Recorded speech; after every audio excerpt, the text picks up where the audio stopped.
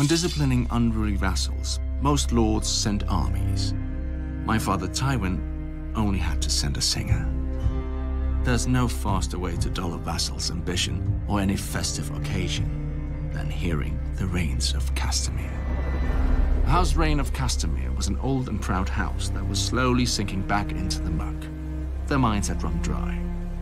Without gold, they turned to a more common source of wealth: daughters. Lady Ellen Rain was betrothed to my great-uncle, but when he fell in battle, Lady Ellen sought comfort in his twin brother's bed, beating out the other woman he'd promised to marry. Then the husband, who had shared his twin's wife, shared his twin's death on a different battlefield. Lady Ellen flung herself at the new, and married, heir to the rock. But my grandfather Titus was more kitten than lion. He ran away and told his wife of Lady Ellen's designs, and Lady Ellen soon found herself married off to Walder and Tarbeck, lord of another failing house.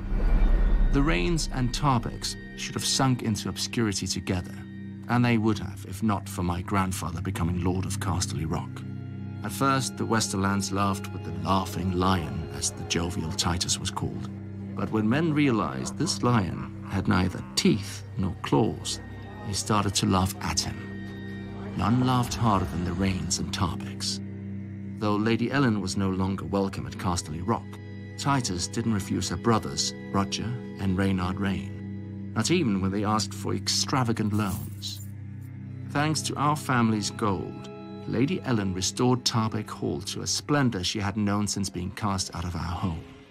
When my grandfather broached the subject of repayment, Roger and Reynard only laughed. And soon enough, my grandfather was laughing along with them. Then my father Tywin returned from the War of the Ninepenny Kings, where he'd seen how the rest of the realm sniggered at House Lannister. Determined to restore our proper place, my father demanded the immediate repayment of all debts to the Rock, or a hostage from those who couldn't pay.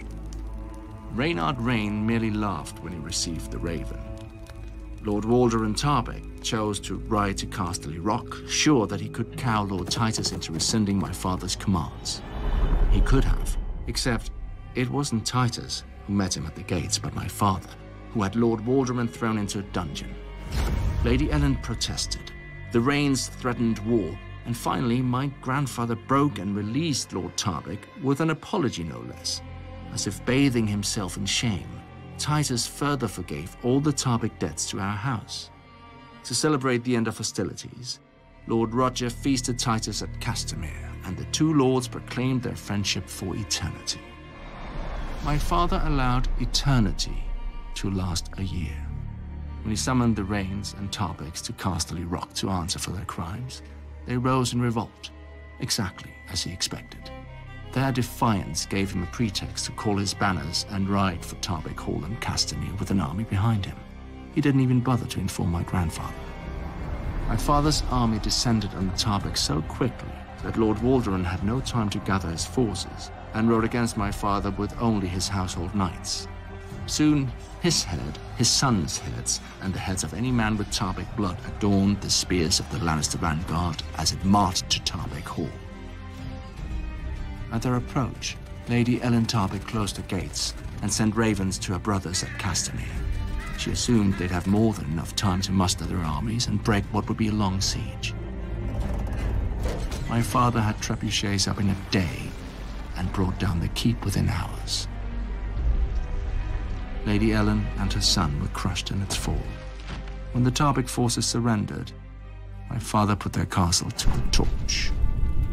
Roger Rain arrived with his army just in time to see the flames consuming his sister's home. He charged my father's camp, hoping surprise would win out over my father's greater numbers. It didn't.